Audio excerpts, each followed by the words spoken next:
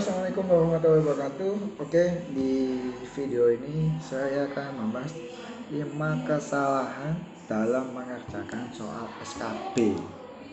Nah, kalian kenapa para pejuang MIPERS ini wajib tahu? Karena ini kesalahan sedikit tapi fatal ya. Jadi karena SKB itu kan merupakan tes yang sangat menentukan Anda lulus CPNS dan hasilnya pun langsung keluar.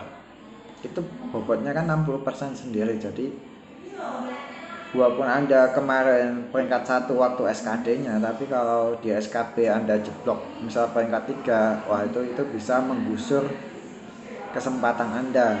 Kalau yang diambil pun juga cuma 1, bayangin. Jadi kan Anda harus tetap menjadi yang nomor 1. Nah, saya akan menjelaskan tentang 5 kesalahan dalam mengerjakan soal SKB ya. Ini yang bersifat teknis maupun non teknisnya. Jadi yang teknisnya itu adalah kesalahan dalam salah belajar. Di video saya sebelumnya itu ada tips-tipsnya, yaitu salah satunya yaitu mengenali komposisi soal. Jadi kesalahan yang pertama salah belajar ini. Anda tidak mengetahui komposisi soalnya.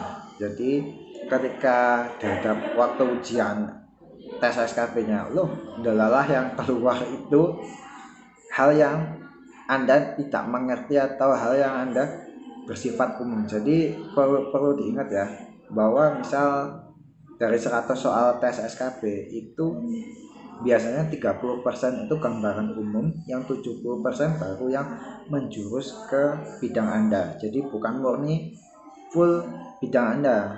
Nah, misal saya dokter gigi, bidang kesehatan ya. Nah, 30% itu bersifat umum.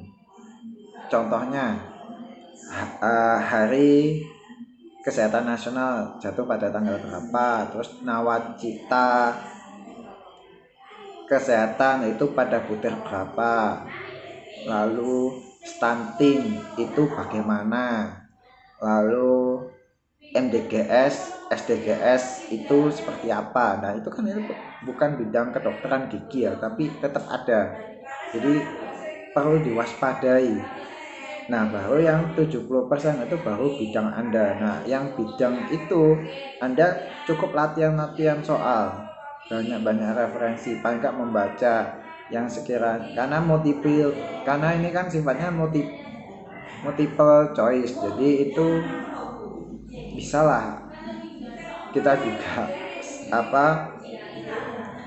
hanya sekedar membaca bisa ingat. Nah yang kedua yaitu salah membaca soal. Nah biasanya pada sub bidang kita nanti, nah itu banyak yang soal cerita.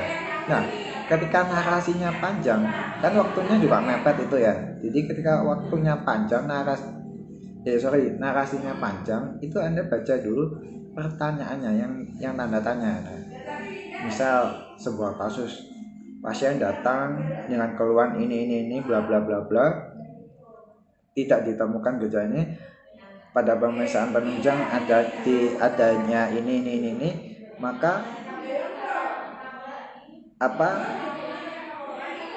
diagnosa yang terjadi apa. Nah itu dibaca dulu. Pertanyaan terakhirnya itu diagnosa atau misal rencana perawatan. Nah itu harus dibaca. Jadi waktu kita kan mempersingkat waktu.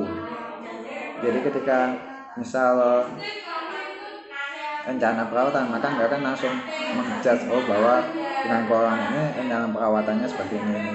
Nah, yang ketiga salah manajemen waktu.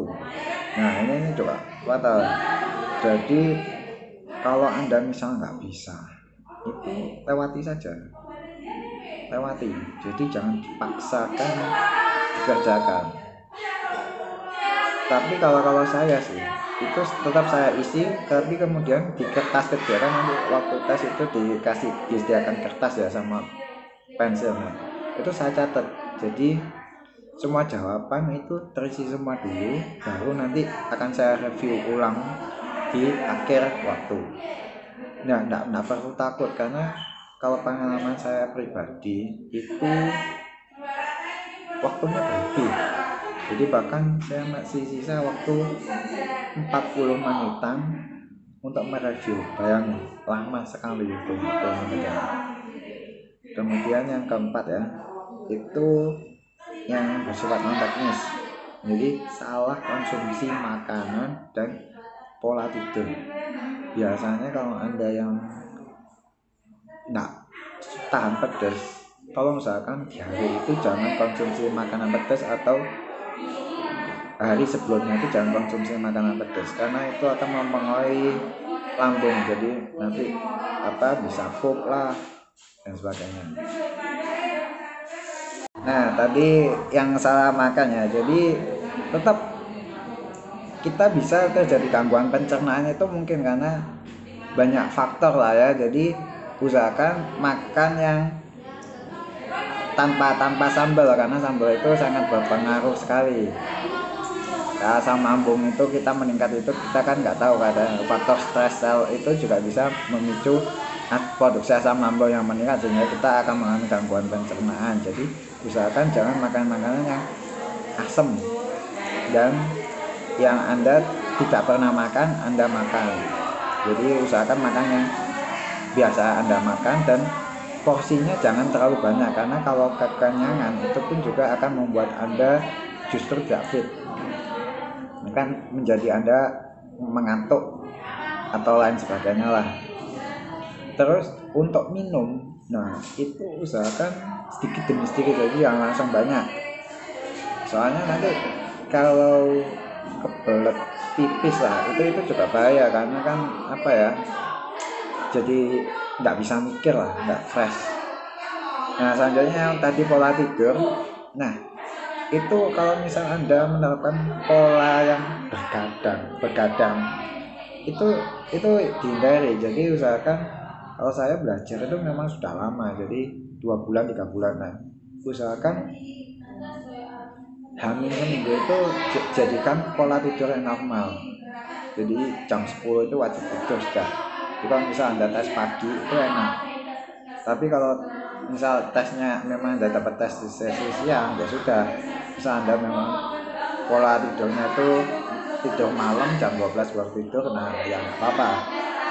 Usahakan datang 1 jam sebelumnya ya. Nah ini nyambung ke yang kelima. Nah yang kelima, jangan datang telat. Itu fatal sekali. Jadi jangan menyepelekan karena ini babak penentuan. Jadi jangan sampai telat karena registrasinya itu rumit. Kadang masih nunggu ini. Jadi kalau Anda telat, waduh, tambah ini sekali. Jadi usahakan datang ya min 1,5 jam lah, atau 1 jam sebelumnya sudah di sana. Kalau bisa sih min 1,5 jam. Nah biar enak adaptasi, karena kan memang di peraturannya itu kan 1 jam itu wajib datang untuk melaksanakan ini. Nggak apa-apa nunggu.